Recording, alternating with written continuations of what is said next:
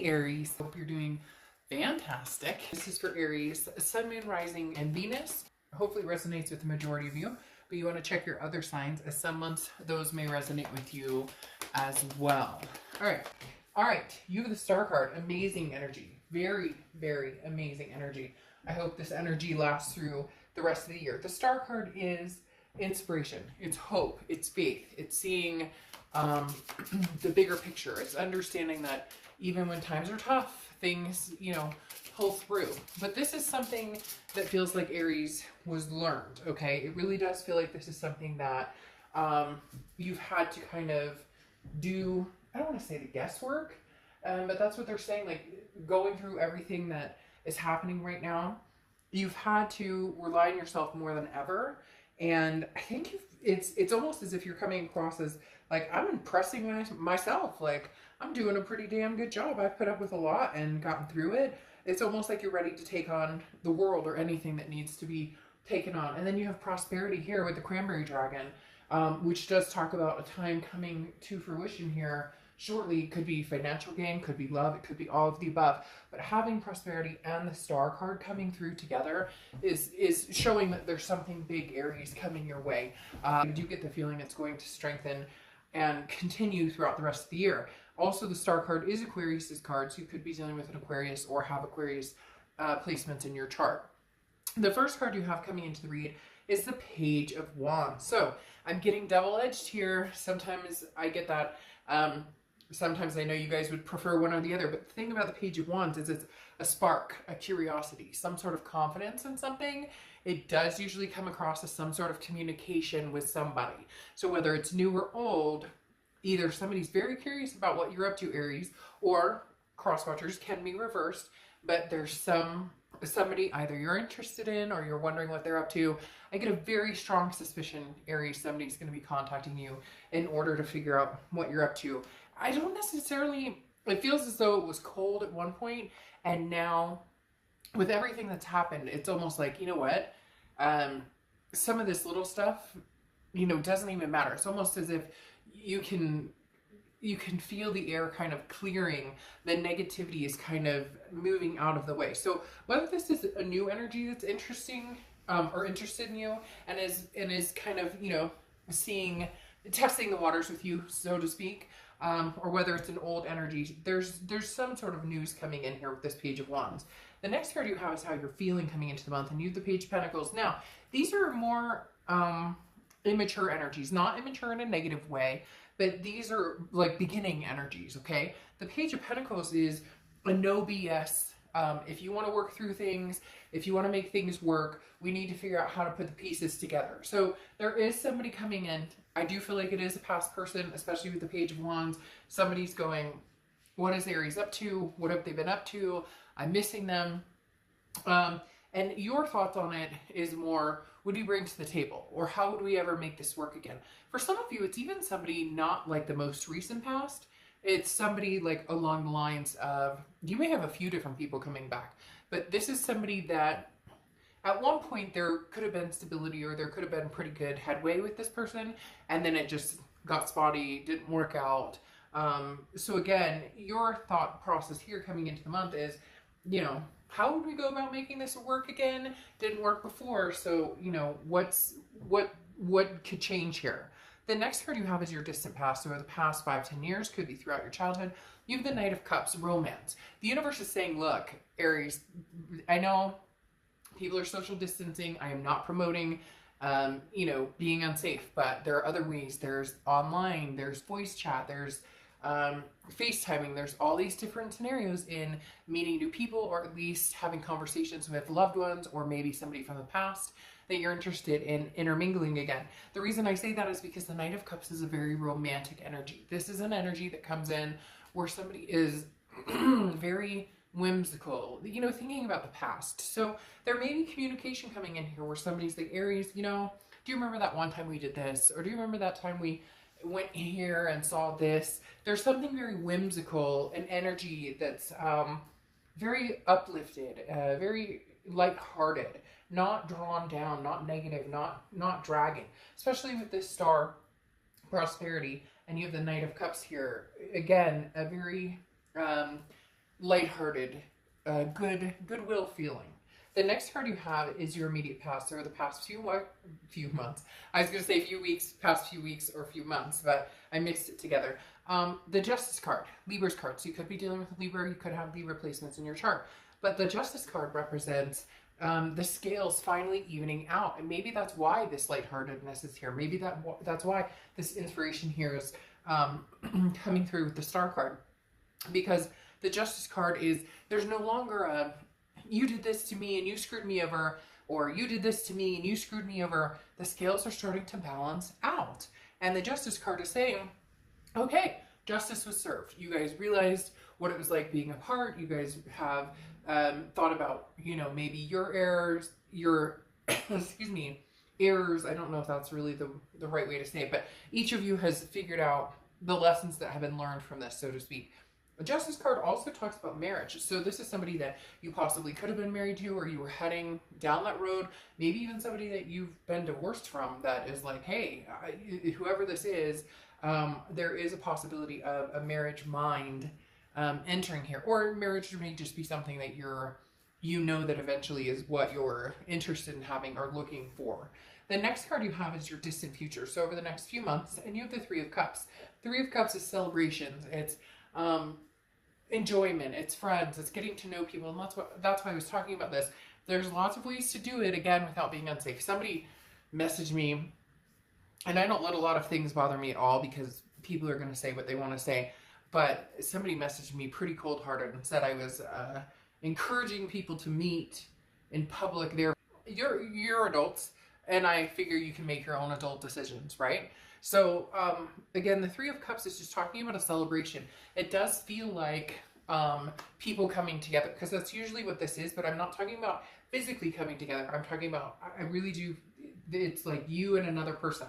Possibly you and another person, and then you're also talking to somebody else, so there could be somebody new in the mix, and then also somebody from the past. Because the past is showing back up here, but there is a possibility that you've already been like online dating, talking to new people, you know, God forbid, actually having a phone conversation nowadays instead of, you know, texting or whatnot. So the Three of Cups is saying there's going to be something worth celebrating as well. So maybe that has something to do with a union. Maybe that has something to do with a reconciliation, or, you know, meeting somebody new and heading down a path that you've wanted to for a long, long time.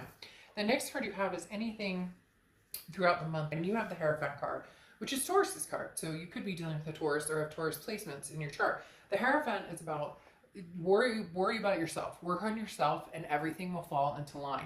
The Hierophant talks about, you know, let the universe take the wheel, let the universe take control here. This is about self-improvement, and then again, everything kind of falls into place where it is. So you're not forcing anything, Aries. You're not sitting here going, I need to meet somebody, I want to, you know, this is, I need somebody in my life. No, you want somebody in your life, or you want certain things in your life. There's, again, that heaviness that feels very much like it's been lifted for you, Aries, is saying you don't have to act on anything right now. You can just enjoy the moment and whatever the moment brings towards you, or whatever you seek out. The next card you have is anything tangible throughout the month, and you have the Two of Cups, the Twin Flame energy card. This is definitely somebody from the past that you have a Twin Flame energy connection with. Now, it could be somebody that you meet or that you've met. However, this feels like this holds an energy that's already grounded, an energy that's already been connected, versus, you know, somebody that you just meet and bang, all of a sudden you have the Twin Flame connection. Now, for some of you, it could be, but there is going to be some cause for celebration. I'm seeing a lot of different things. A reconciliation of some sort, you know, moving in together, getting married, having kids, something going on that is in lieu of this Twin Flame card. This is just a strong connection, Aries, that there's, again, this weight that has been lifted. There's this dark cloud that has come off of this, maybe through all of the bullshit and everything that people are dealing with.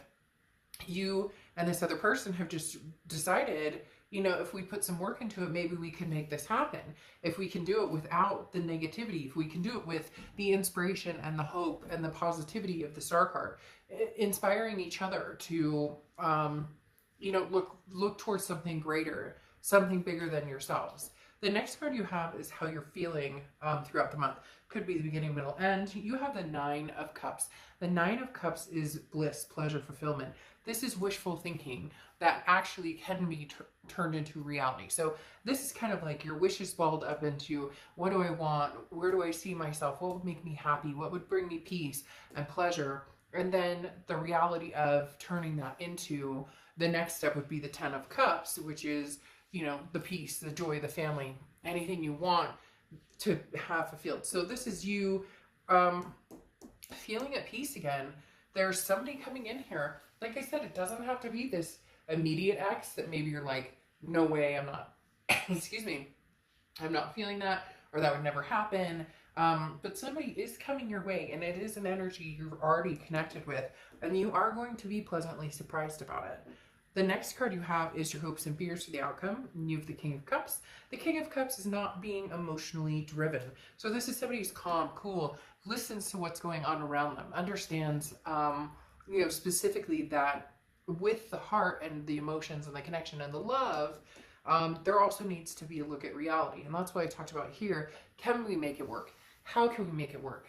How can we get back in the saddle again, but not go backwards, not go back to the places and times of the anger and the hurt and the anxiety and the negativity. So the King of Cups is thinking with a logical, or this being the hopes and fears, is you're hoping that both of you can look at this logically and not just, oh, I've missed you so much, or we have a passionate connection, or a physical connection, or a lust, or something like that. This is a hope for something higher, something that has some substance, some foundation behind it. The next card you have is the Outcome card. You have the Ace of Wands. The Ace of Wands is passion, it's energy, it is creativity, it's feeling that high vibration. So there is a very strong energy between you and this person. Again, it could be a new person, but I'm very much picking up on a past energy. And the Ace of Wands is bringing that to fruition, saying, okay, there is a way we can ignite this passion again, but be realistic about it. Understand that we still might have the elephant in the room, or we still might have some issues we need to work out. But it's almost as if you're realizing that maybe some of those issues, now not for all of you, some of them are major issues that need to be addressed before anything could go any further. However, that's interesting, double justice. However, this is talking about letting the little things that maybe don't need to be in the middle of it, like, oh, remember that fight we had, or oh, remember that, like letting go of the really the things that just don't hold any bearance anymore, and then bringing out again, see, releasing the burdens, and then anything that you know, doesn't, that shouldn't hold any ground right now, and just getting down to the nitty gritty, the new. You have the Ace of Rings here, or Ace of Pentacles, which is prosperity, it's potential. It's oftentimes new beginnings. This does feel like a new beginning with an old person. There is a potential here, and there's definitely prosperity. Very interesting that you have that coming out here twice. So there could be other things going on with you, Aries, as well.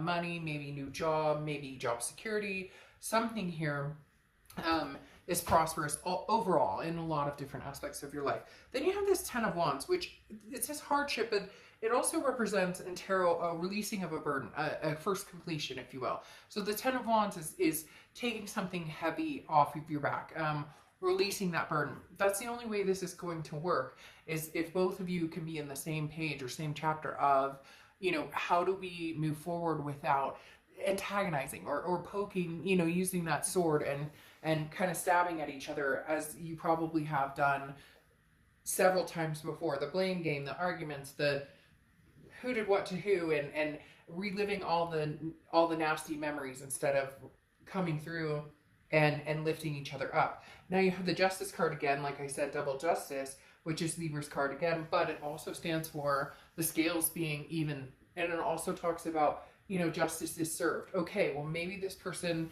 got what they deserved, or maybe you got what you deserved. Again, cross watchers can be reversed, but there's something where it says, okay, time, maybe that's all you needed was time for both of you to figure out how important you are to each other. Either way, as I said, marriage also hangs high here as well. So there is a possibility of marriage, or if you're not interested in getting marriage, a union or something along those lines of, you know, more than just dating. Now, you finally close out with the Lovers, as we know, which is Gemini's card. So you could be dealing with a Gemini or have Gemini placements in your chart. You've had a lot of people show up because you've had Gemini show up, you've had Aquarius show up, you've had Taurus show up, you've had Libra show up twice. So you have a lot of different signs showing up here. But ultimately, the ultimatum, the Lovers. So this really comes down to, if we both love each other and have such a strong connection, then what are we waiting for? Now, I know a lot of you are going to be like, no, because they cheated or because this happened or whatnot.